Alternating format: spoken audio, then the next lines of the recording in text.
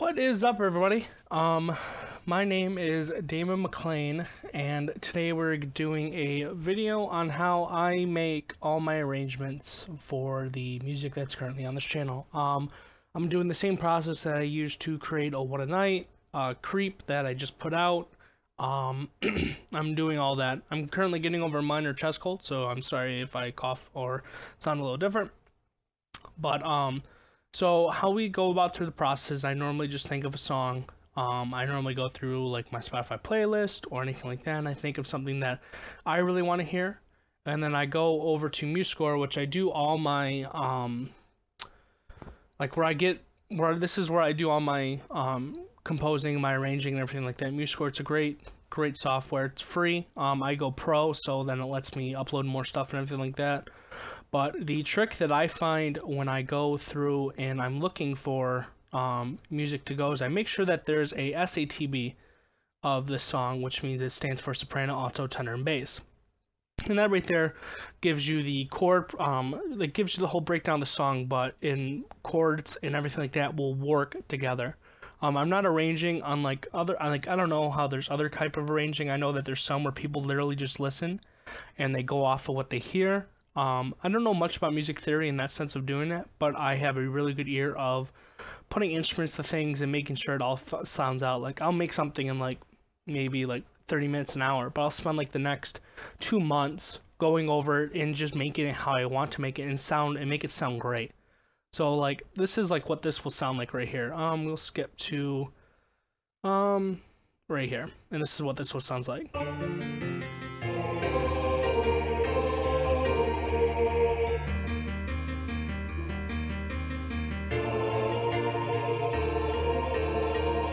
And so I take that, and then I will I'll go through and I'll make sure that it's all like there and everything like that. Make sure that it all sounds nice in there, and I can take that and I can go use that in other applications like what I'm going to use. Another thing that I will use, because this right here, there is no drum kit part, and if we actually listen to the song, there is a drum kit part.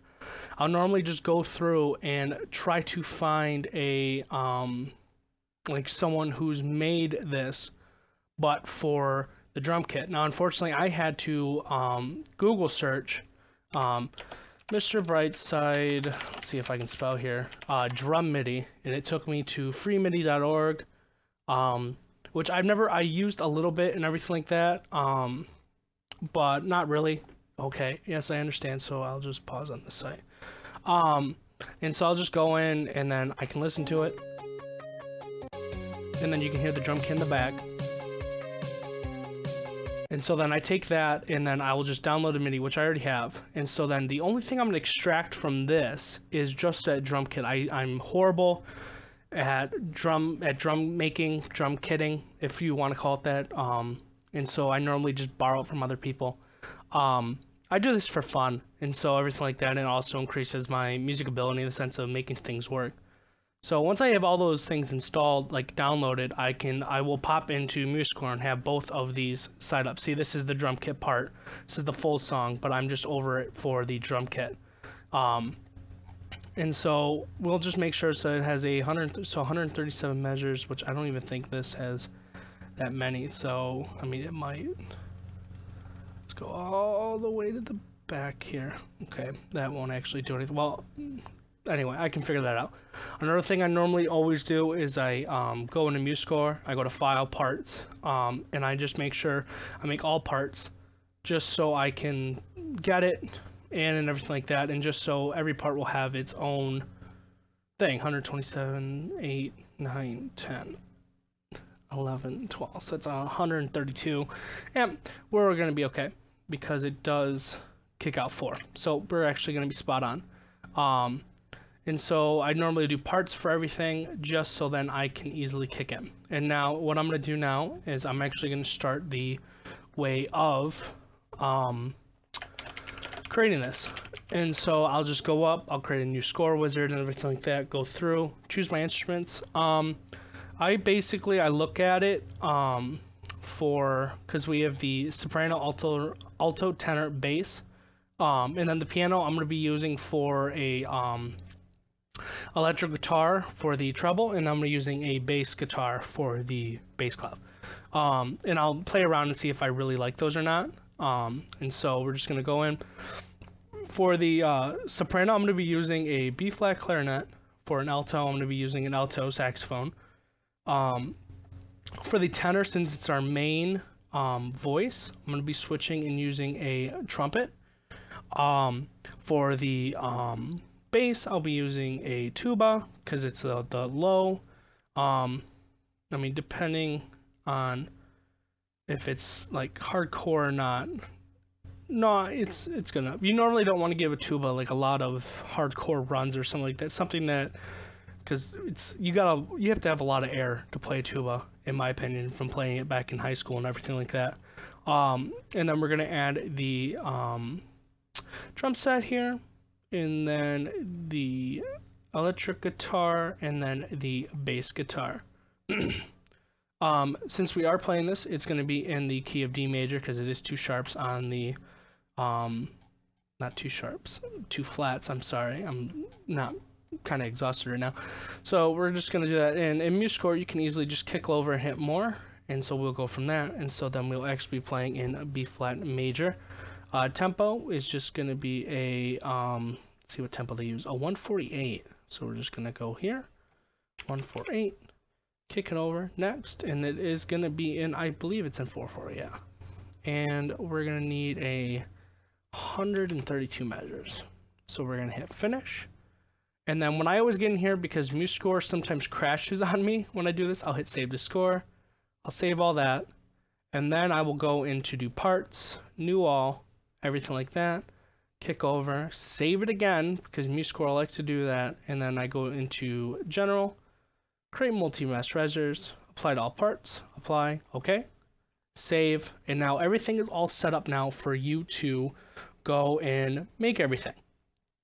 And so what I'll do is, because I don't like having a lot of tabs open because it's just annoying to me, and so I'll just go over to drum set, I'll select all, control A to control C, and then over here to control V. But I am gonna be, because this is gonna be ending at 136, which we will double check here and make sure this is how this ends. 136.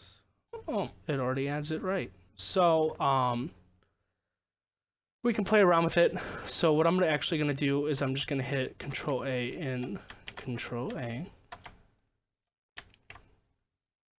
Alright, we're just going to hit this, and then let's get our controls right here. All the way. Control C that. Delete that. Move it over to. So I believe I can just hit it there, and there we go. So I might have to fix at the end, or in the beginning here, because it's not going to sound right. And so we can get rid of that. Kick it over, and now for the soprano, it's just going to be a copy over to B flat clarinet. Paste. Alto control. Alto saxophone, boom, tenor, control C, trumpet, control V, bass, that, to tuba.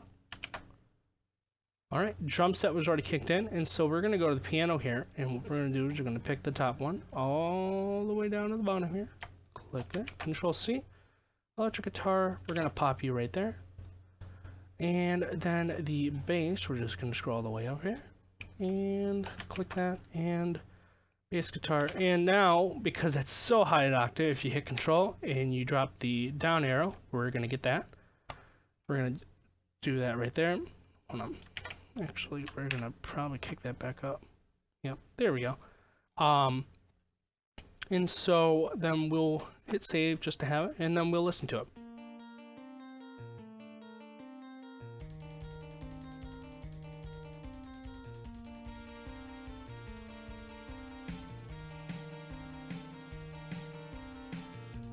Okay, let's actually increase the volume here. I forgot how to do it. So we're just gonna go view, and then we're gonna go to mixer, not mixer, view, and then it's navigator? Nope, not navigator. I don't really use this that much because I'm not changing volume really. Spectre, no. Oh, Master Pal. No. Anyway, okay. Anyway, but when we hear it,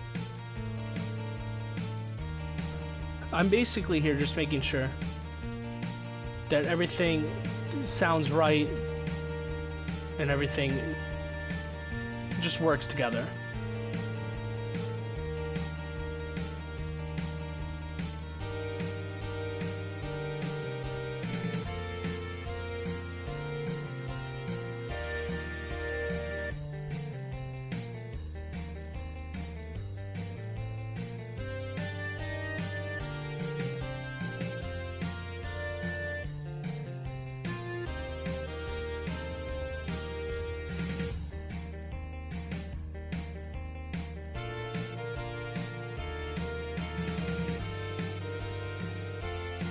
And see, I got very lucky because normally when you take a drum set from a different arrangement and you drop into another, normally don't match up well, but so far I think this is actually working out pretty well.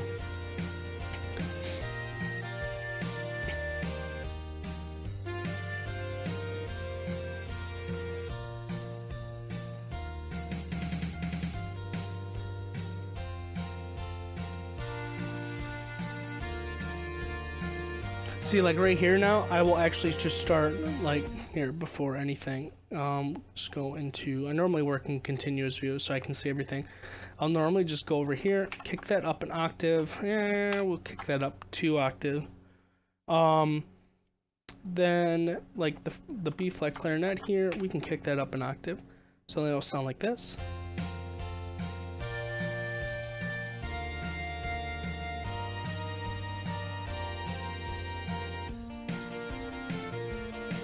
And then right here through the whole entire melody, we can, we're actually going to take the entire trumpet section.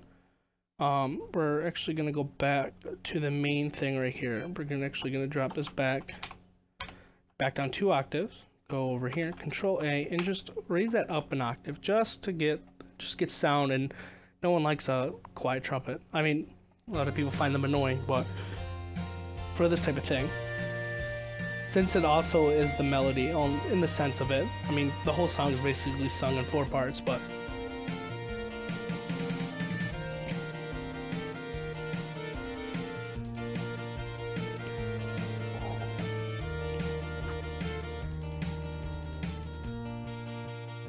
see this right here, since it's on the bass part, I'll actually probably double it up and just put on the alto sax part and actually raise that up an octave, so then it will sound like this. Here, we can go right here.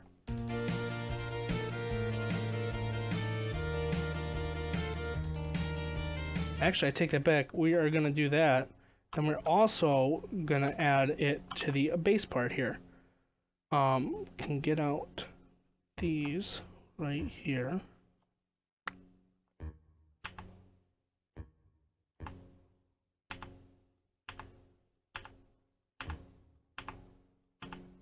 Well, we actually need that rest right there, because that's not how music's played. So then let's try it again.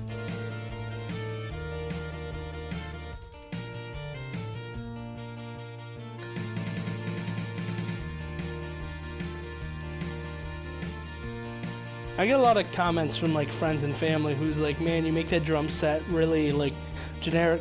And I guess my reasoning for that is because normally if you were to play this in a band, you normally give the drum set its own kind of like responsibility to play it how it wants to be played. And so you're just hoping that, like, you're just making it generic, and so the sense of that they can do what they want. They can make it to how it should sound in the setting of it. If, let's say, they're going hardcore, that drum set player can just go balls to the wall. And so right now I'm just finally listening to it, picking up things that I don't like. This is just going to be like a rough edit, like the major edit. And so on the first pass, I will just make it sound good how I want it. Basically, it's like when you just write a paper from start to finish, and you go through and you minorly edit and everything like that.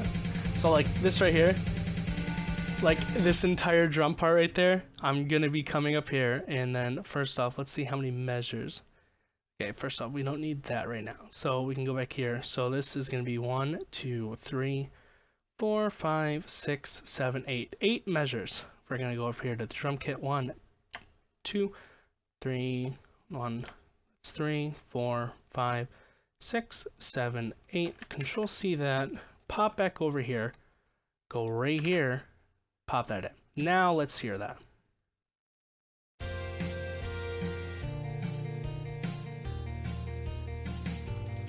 That sounds a lot better.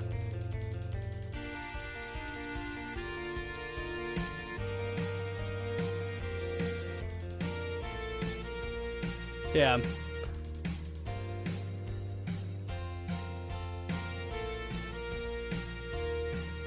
And so we're just gonna keep going with this, and then we'll let the song finish out. There's a note, there's a chord problem. That's a major chord. Oh, well, first off, let's drop this tuba line down an octave, and let's try that.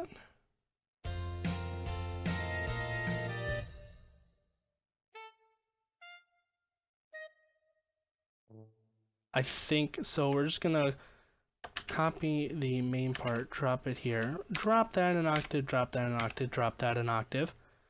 Alright, let's see if that was the problem. Now it seems off. Let's pop in the concert pitch right here and see what's going on. So we got an E, an A, an F, and a F again. So Jesus Christ, I forgot what key. I don't know my the rules of thirds, not rules of thirds, that's photography. Circle fifths here for key signatures, so I'm just gonna cheat a little. So we are in B flat major, so that could be a problem why it's sounding so pretty trash right now. So we got a B flat, that means then the first, third, fifth. So we're looking at a D and a F here, and we're playing with a and a E. So here, let's just isolate the problem here, put in a repeating.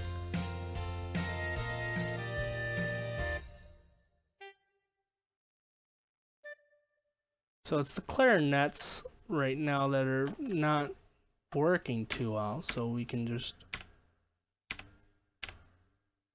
drop them there and see how that is. Okay, thanks.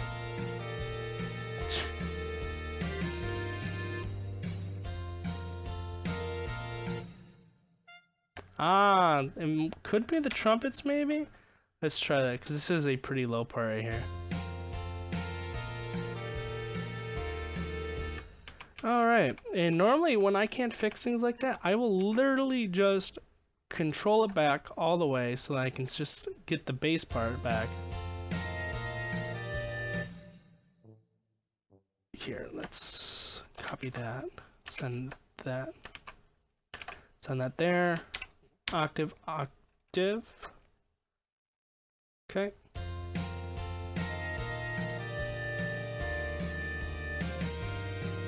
See, the chord works there. Well, because of course that chord will work. But it just does not want to work here. So take that, drop that an octave. Let's see.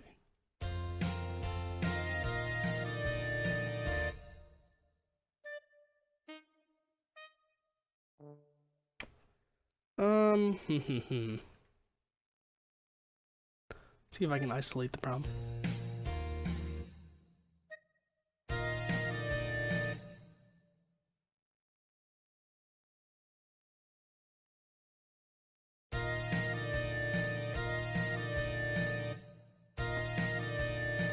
And see, that's when the cool thing of the mixer comes in, because I can easily just go down to tuba, mute that.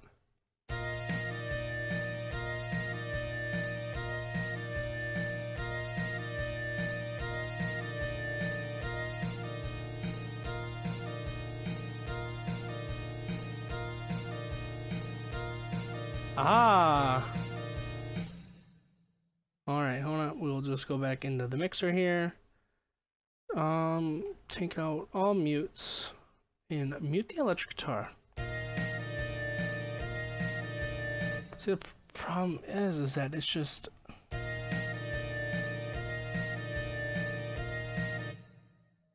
And mute the tuba. Clarinet. Okay, so that works. Let's unmute the tuba. Okay, what I normally try to do is I try to find it when it sounds good and then work my way back out of it sounding like absolute fire garbage. So it seems that this right here is not sounding right. So what I can do is that I want to copy one that does work. We'll drop that there, drop an octave, which is the exact same thing. So this is probably what's happening. Actually, no.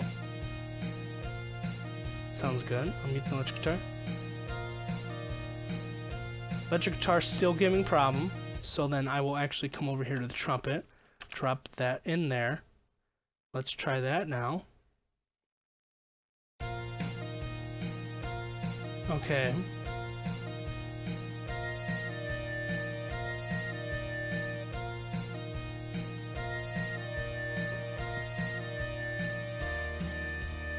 Okay. So we hopefully...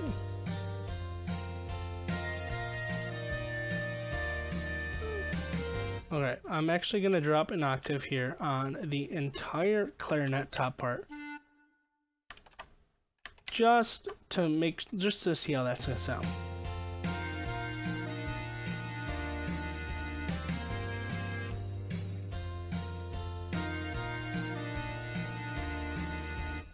Cool thing is we're just going to do this, copy this entire thing, well, including... Actually, we can copy this entire thing. It does not matter. Go right here. Control that. So now each side here is the same. Then I'm going to go here to the tuba, which is copied off of, I believe, the alto sax. And we're going to drop that right here. Bring that back up an octave. Let's hear how this sounds.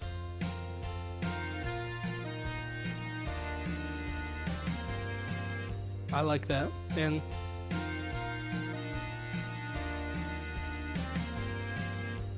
And what I'm probably going to do here is I'm just going to quickly go over the dynamic and drop that. And here we go.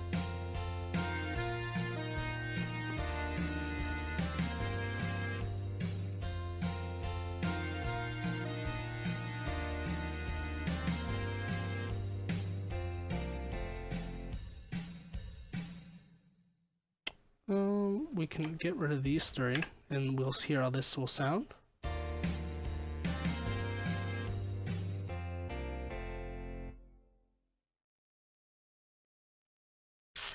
Okay. I actually really enjoy how it is right now. And so then we'll just go up here. We'll go to edit, measure, delete selected measures. And then one thing that I hate is lyrics. And the cool thing, I just found this trick out before I would have to go painstakingly through each one. But I've realized you can click, right click, select all similar elements, hit delete. See how much room that just saved? So then now you can just double check, go through each one, everything like that. We'll hit save just to have. Then we'll go back through. This is from where we started. And it's just, yeah, that's all I do. And so, like, I'll post this to MuseScore right now, actually. We'll do, save online. Mr. Brightside, I'll come up with a description later. But then I'll just hit save. And that's basically how I normally run through my arrangements. It's basically, I find what I need, I drop it, and I build what I want. And then I let it sit for a couple days from listening and everything like that. And then I'll just go in, just mess around with it, make changes. If you go through a lot of my songs on MuseScore, besides creep, because I'm still going through that initial changing phase.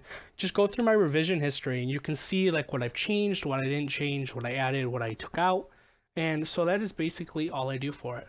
I hope that this gives you guys an insight on how I do it, maybe gives you guys an idea on how to make your own arrangements. If you have any questions, comments, or concerns, please do not ever hesitate to ask them down in the comments. So yeah, that's it. Thank you guys for watching, and hope you guys have a wonderful rest of your day.